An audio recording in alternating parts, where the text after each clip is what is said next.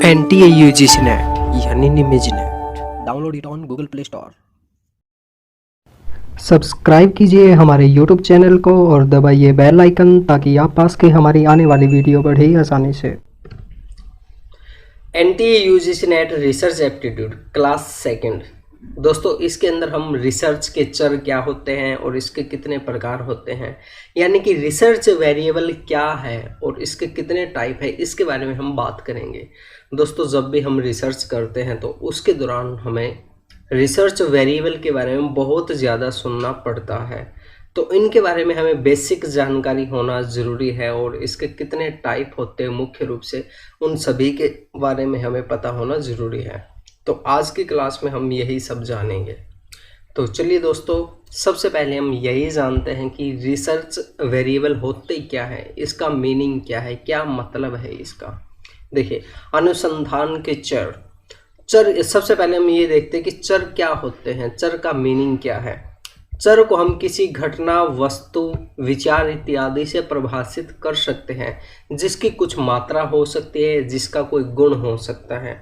यानी कि दोस्तों, चर जो है, चर कुछ भी हो सकता है, वो कोई वस्तु हो सकती है, घटना हो सकती है, विचार हो सकता है, कुछ भी चीज़ हो सकती है जिसकी कुछ मात्रा हो, यानी कि जिसकी कुछ क्वालिटी हो या फिर क्वांटिटी हो, जैसे कि भूकंप, बीमारी, नमक, नियम, गाड़ी इत्यादि।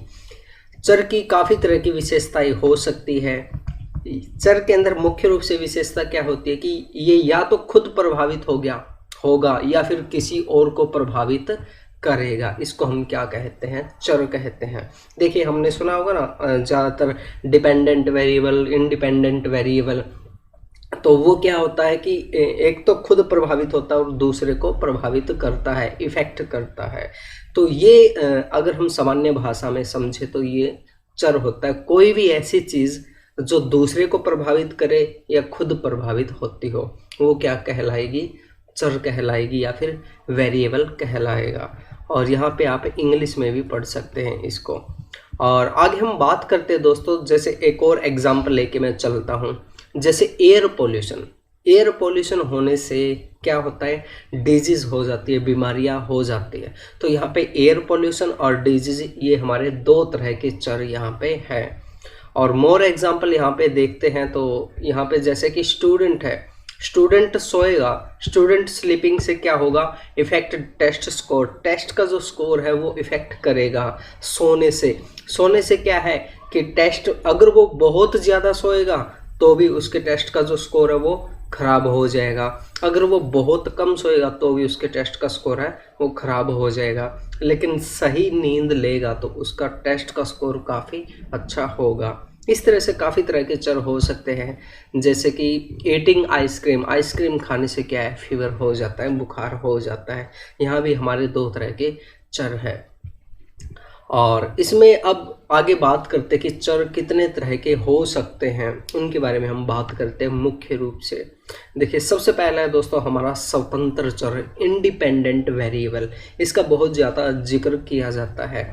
इस तरह के चर पूरी तरह से स्वतंत्र होते हैं, इन पर किसी का कोई प्रभाव नहीं पड़ता।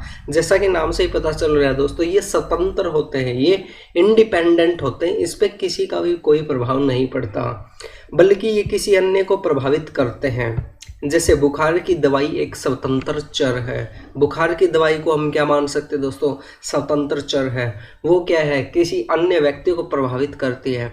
जो व्यक्ति उस दवाई को लेता है वो ठीक हो जाता है, और अगर कोई गलत दवाई लेगा तो उसकी तबीयत है क्या, वो बहुत ज़्यादा बिगड़ भी सकती है। तो यहाँ पे हम क्या कह सकते हैं कि जो हमारी दवाई है वो क्या है, इंडिपेंडेंट वेरिएबल है, और जो बीमारी है वो क्या है, डिपेंडेंट वेरिएबल है। बीमारी किसके ऊपर डिपेंड कर रही है, वो हमारी दवाई के ऊपर डिपेंड कर रही है। अगर हम सही दवाई लेंगे तो वो बीमारी जल्दी से ठीक हो जाएगी। आश्रित चर, आगे हम बात करते हैं दोस्तों डिपेंडेंट वेरिएबल के बारे में बात करते हैं। यह चर कुछ इस तरह के होते हैं जिन्हें हम नियंत्रित नहीं कर सकते, बल्कि ये किसी अन्य से प्रभावित होते हैं। जैसे कि व्यक्ति को बुखार हो गया है तो बुखार की दवाई उस व्यक्ति को अच्छा कर सकती है। इसके अंदर क्या होता है दोस्तों, ये डिपेंड होते, किसी और के ऊपर डिपेंड होते हैं।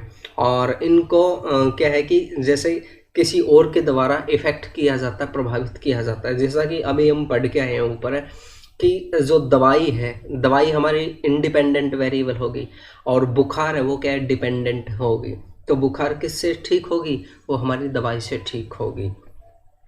यानी वो व्यक्ति को प्रभावित कर सकती है, दवाई क्या है, व्यक्ति को प्रभावित कर सकती है और उस बुखार को प्रभावित कर सकती है। ये होता है हमारा डिपेंडेंट वेरिएबल। मैं उम्मीद करता हूँ आपको अच्छे से समझ में आ रहा होगा। और अगर कोई प्रॉब्लम है, कोई दिक्कत है, आपको कुछ समझ में नहीं आ रहा, तो आप हमें कमेंट बॉक्स के ज़रिए बता सकते हैं या फिर आप हमें व्हाट्सअप नंबर 8708321010 पे भी मैसेज कर सकते हैं। आगे हम बात करते हैं दोस्तों इंटरवीविंग वेरिएबल या मीडिएटिंग वेरिएबल, मध्यवर्ती चर। इस तरह के चर को हम पूर्ण रूप से नहीं देख सकते, लेकिन यह चर स्वतंत्र चर और आश्रित चर के बीच शामिल होता है। यह इन दोनों के बीच होने वाले संबंध के बारे में बताता है। ये देखिए, ये मध्यवर्ती चर जैसा नाम से ही पता चल रहा है, ये डिपेंडेंट और इंडिपेंडेंट दो चरों के बीच में होता है और ये हमें डायरेक्टली नहीं दिखता। इसका इफेक्ट है जो हमें बाद में पता चलता है या फिर हमें पता भी नहीं चलता, मध्यवर्ती चर होता है। और ये क्या है कि इन दोनों के बीच में संबंध बताता है। इसका हम एक और एग्जांपल लेके चलते हैं जिससे आपको अच्छे से समझ में आ जाएगा। आइसक्रीम बच्चे ने खाई, बच्चे ने आइसक्रीम खाई और बच्चे को क्या हो गया, बुखार हो गया और बच्चा स्कूल नहीं जा पाया और फेल हो गया। तो यहाँ पे देखिए काफ़ी तरह के मध्यवर्ती चर यहाँ पे है। देखिए बच्चे ने क्या है, बच्चे ने आइसक्रीम खाई और बच्चे को क्या हो गया, बुखार हो गया। ठीक है, अब देखिए बुखार होने से बच्चा स्कूल नहीं जा पाया। अब यहाँ पे आइसक्रीम और स्कूल नहीं जा पाया के बीच में क्या है, बुखार होना है, बुखार हो गया। और एक चीज़ और मैं यहाँ पे बताता हूँ। अब देखिए यहाँ पे हम क्या सोच रहे हैं कि बच्चे ने आइसक्रीम खाई इसलिए बच्चे को बुखार हो गया। हो सकता है इस दौरान बच्चे को जो बुखार है वो किसी और रीजन से हुई हो सकता है मच्छर के काटने से डेंगू हो गया हो उसको, और हम ये सोच के चल रहे हैं कि बच्चे ने आइसक्रीम खाई है इसलिए उसको बुखार हो गया। लेकिन इसके अंदर एक मध्यवर्ती चर और भी हो सकता है, इंटरवीविंग वेरिएबल और भी हो सकता है जिसके बारे में हमें पता ही ना हो। हम इस वहम में हो कि बच्चे ने आइसक्रीम खाई है इसलिए बुखार हो गया, लेकिन हो सकता है बच्चे को डेंगू हो गया हो या किसी और वजह से बुखार हो गई हो। तो इसे हम क्या कहेंगे, मध्यवर्ती चर कहेंगे। आगे हम बात करते हैं दोस्तों मॉडरेटर वेरिएबल। यह स्वतंत्र चर और आश्रित चर के बीच संबंधों को सुधारने का काम करता है। ठीक है, ये दोनों के बीच में रिलेशन को अच्छा करता है और उनको सुधारने का काम करता है। जैसा कहीं हमें नाम से ही पता चल रहा है, मॉडरेटर यानी कि मॉडरेट करना, सुधारना। और हाँ, एक बात और बता देता हूँ आप सभी को मैं, आज आपकी पिटाई होने वाली है। बहुत दिन हो गए ना आपको उछल कूद करते हुए।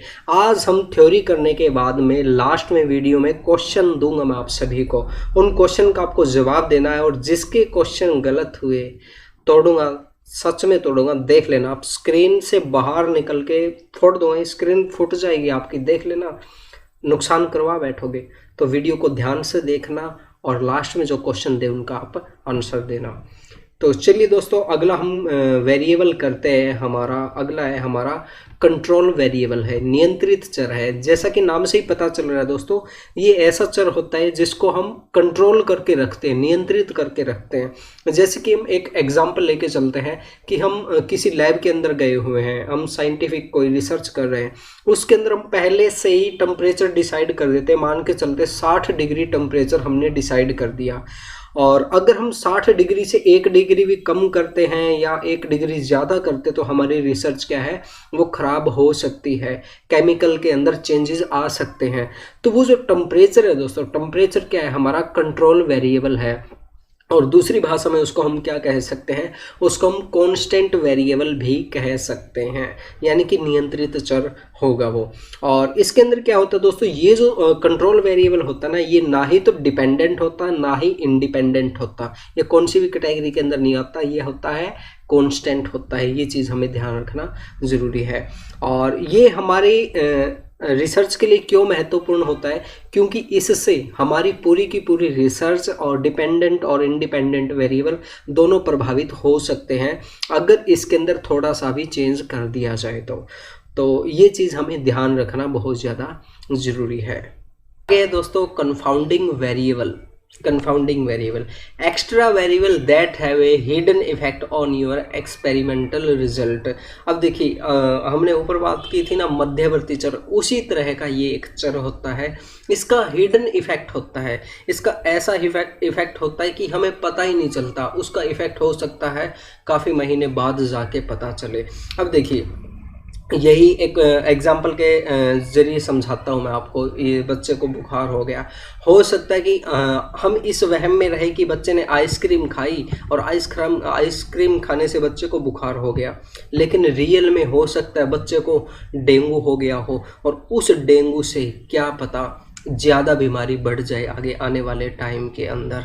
तो वो क्या एक हिडन इफेक्ट है जिसके बारे में हमें 4 महीने बाद जाके पता चले, 6 महीने बाद जाके पता चले, तो उसको हम क्या कहेंगे, कंफाउंडिंग वेरिएबल कहेंगे। जिसका हिडन इफेक्ट होता हो, जिसके बारे में हमें अभी ना पता चले, आगे आने वाले टाइम में जाके पता चले, तो उसको हम क्या कहेंगे, कंफाउंडिंग वेरिएबल कहेंगे। यही देखिए ये हमने एग्जांपल दिया है। जैसे बच्चे ने जो आइसक्रीम खाई है उससे आने वाले टाइम में बहुत बड़ी बीमारी हो जाए। Latent variable a hidden variable that can't be measure और ऑब्जर्व डायरेक्टली। अब देखिए ये भी कंफाउंडिंग वेरिएबल से ही रिलेटेड है। लैटिन वेरिएबल किसे कहते हैं, ए हिडन वेरिएबल एक छुपा हुआ वेरिएबल होता है, दैट कांट बी मेजर जिसको हम मेजर नहीं कर सकते और ऑब्जर्व नहीं कर सकते, डायरेक्टली उसको नहीं देख सकते और ना ही उसको मेजर कर सकते, उसको हम क्या कहेंगे, लैटिन वेरिएबल कहेंगे। Manifest variable a variable that can be directly observe और मेजर। अब ये देख लीजिए दोस्तों, इन दोनों के अंदर क्वेश्चन आया हुआ है, पहले ध्यान रखना इसमें से मैं बता रहा हूँ क्वेश्चन आया है इसमें। एक मैनिफेस्ट वेरिएबल क्या होता है, जिसको हम डायरेक्टली ऑब्जर्व कर सके और जिसको हम देख सके, मेजर कर सके, उसको हम क्या कहेंगे, मैनिफेस्ट वेरिएबल कहेंगे। लैटिन को हम डायरेक्टली मेजर और ऑब्जर्व नहीं कर सकते। ये मेन इसके अंदर डिफरेंस है। आगे हम बात करते हैं दोस्तों endogenous variable, similar to dependent variable. ये क्या डिपेंडेंट वेरिएबल के जैसा ही है। They are affected by other variable in the system. ये क्या है कि किसी अन्य के द्वारा इफेक्ट होते हैं। Used almost exclusively in econometrics. ये इकोनोमेट्रिक्स के अंदर ज़्यादातर यूज़ किए जाते हैं और जो किसी अन्य के द्वारा प्रभावित होते हैं, और इसको डिपेंडेंट वेरिएबल के जैसा ही हम कहते हैं। आगे हम बात करते हैं दोस्तों dummy variable, record categorical variable in series of binary variable. देखिए इसका मैं मतलब समझाता हूँ आपको। डमी वेरिएबल का मतलब क्या होता है। डमी जैसा नाम से ही हमें पता चल रहा है, किसी का प्रतीक होना, किसी को इंडिकेट करना। जैसे कि हम मान के चलते हैं कि कंप्यूटर के अंदर हम क्या है, लैंग्वेज जो होती है, लैंग्वेज को 0 और 1 के द्वारा हम उसको प्रदर्शित करते हैं, बाइनरी डिजिट के अंदर उसको डिफाइन करते हैं। तो वो क्या एक प्रतीक है समझने के लिए। इसी तरीके से अगर हम एक और चीज़ मैं बता के चलता हूँ जिससे आपको और अच्छे से समझ में आ जाए डमी वेरिएबल के बारे में। जैसे कि हम एक मान के चलते एक सर्वे कर रहे हैं। सर्वे के अंदर कह दे कि जो व्यक्ति शादीशुदा है उसको तो हमने दे दिया 1 नंबर, जो व्यक्ति शादीशुदा नहीं है उसको दे दिया हमने 2 नंबर, और जिस व्यक्ति की शादी हो गई है और उसकी पत्नी की डेथ हो गई है उसको हमने दे दिया 3 नंबर। ठीक है। अब किसी से ये पूछ लिया जाए कि 2 नंबर किसका प्रतीक है, तो हम बता देंगे कि जो व्यक्ति जिसकी शादी हो चुकी है वही। ठीक है। तो इस तरह से किसी भी चीज़ को एक इंडिकेट कर देना, डमी बना देना, तो उसको हम क्या कहेंगे, डमी वेरिएबल कहेंगे। तो दोस्तों ये थे आज के हमारे कुछ मुख्य रिसर्च वेरिएबल। तो चलिए दोस्तों अब हो जाइए पिटने के लिए तैयार। देखिए वैसे तो वेरिएबल से बहुत ज़्यादा आज तक क्वेश्चन नहीं आए हैं, कुछ क्वेश्चन आए हैं, तो वो हम 1-2 क्वेश्चन हैं वो हम कर लेते हैं, देखते हैं कहाँ पे क्या क्वेश्चन आया है, पहले मैंने मार्किंग किया हुआ, हाँ, ये आ गया, ये आ गया। ये देखिए सितंबर 2013 के अंदर क्वेश्चन आया है। यहाँ पे आप हिंदी के अंदर देख सकते हैं और अभी मैं आपको इंग्लिश में भी दिखाऊंगा। स्वतंत्र चर तथा आश्रित चर के बीच संबंध को प्रभावित करने वाले चर को क्या कहते हैं। यहाँ पे चार लिखा हुआ, चार नहीं चर आएगा, ठीक है। यहाँ पे आप हिंदी में देख लिया आपने और यहाँ पे इंग्लिश में भी देख सकते हैं। The variable which impact the relation between an independent variable and dependent variable is known as, उसको हम क्या कहते हैं, ये आप बताना दोस्तों, इसका आंसर क्या होगा। और जिसका भी गलत होगा ना, पहले बता रहा हूँ, स्क्रीन से बाहर निकल के घूसा मारूंगा, स्क्रीन फूट जाएगी, नुकसान करवा लोगे अपना, ठीक है। तो ध्यान से इसका आंसर देना। और इसका आंसर जानने के लिए आप हमारे कमेंट बॉक्स के अंदर या फिर आप हमारे वीडियो डिस्क्रिप्शन बॉक्स के अंदर इसका लिंक दे देंगे, इसका राइट आंसर क्या होगा। या फिर आप इसका आंसर देख सकते हैं, ओल्ड पेपर के अंदर देख सकते हैं, सितंबर 2013 का एक क्वेश्चन पेपर है, वहाँ से भी आप इसका आंसर देख सकते हैं। तो चलिए सभी दोस्त इसका जल्दी से आंसर दीजिए और देखते हैं आज किसकी बारी है, कौन पिटेगा आज। एनटीए यूजीसी नेट यानी निमिज NET app over 10 unit study notes plus videos plus live mock test 2012 से लेकर दिसंबर 2019 तक सभी शिफ्ट के क्वेश्चन पेपर हिंदी इंग्लिश के अंदर for paper first and paper second with answer key. Download it on Google Play Store और link given in video description box.